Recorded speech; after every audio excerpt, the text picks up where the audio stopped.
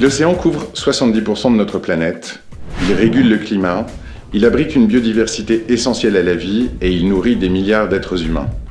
Pourtant, il reste l'un des territoires les plus menacés et les moins gouvernés au monde. Cette année, les choses vont changer. Du 9 au 13 juin, à Nice, la France co-organise avec le Costa Rica la 3e conférence des Nations Unies sur l'océan.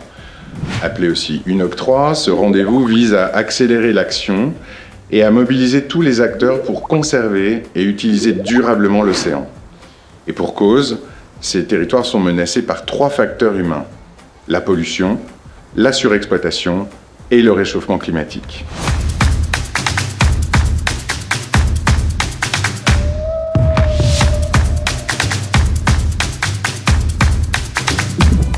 « 8 millions de tonnes de plastique sont déversées chaque année dans l'océan.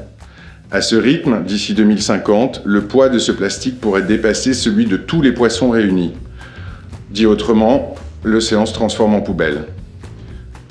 Un tiers des stocks de poissons est aujourd'hui surexploité. En cause notamment la pêche illégale et non réglementée qui représente 28% de la pêche mondiale. Cette surpêche dérègle toute la chaîne alimentaire océanique. Ainsi, faute de poissons, les populations de requins et de raies ont diminué de plus de 70% depuis 1970. L'océan s'est réchauffé de 1,2 degré en un siècle. La température des eaux de surface bat des records. Cela a un impact délétère sur sa capacité à réguler notre climat. L'océan absorbe en effet plus de 25% du CO2 émis par l'humanité et 90% des excès de chaleur que nous produisons. Ces capacités sont indispensables.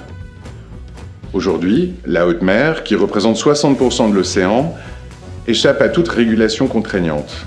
Le droit qui s'y applique est contesté et les instances chargées de mettre en œuvre ne sont pas adaptées. C'est là la raison d'être de l'UNOC, combler ce vide juridique pour accorder tous les acteurs. Les conférences de New York en 2017 et de Lisbonne en 2022 ont permis d'amorcer les premiers cadres de coopération. À Nice, la France est engagée pour faire avancer le traité sur la protection de la haute mer et de la biodiversité marine, signé en septembre 2023 au siège des Nations Unies. Avec plus de 30 000 participants, dont 100 chefs d'État et de gouvernement, réunis pendant 5 jours, la conférence de Nice se fixe 8 priorités. D'abord, la ratification du traité sur la haute mer par un maximum d'États. Ensuite, la lutte contre la pêche illégale avec un renforcement de la transparence des flottes et la mise sous protection de 30% de l'océan d'ici 2030. Aujourd'hui, c'est 8,5%. La décarbonation du transport maritime ensuite, avec un objectif de neutralité d'ici 2050. La lutte contre la pollution plastique sera également au cœur de nos priorités.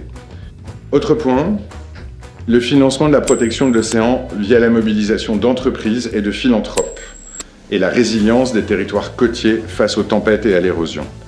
Enfin, la science comme dernier point et premier socle de notre action, avec 2000 chercheurs présents pour partager leurs recommandations.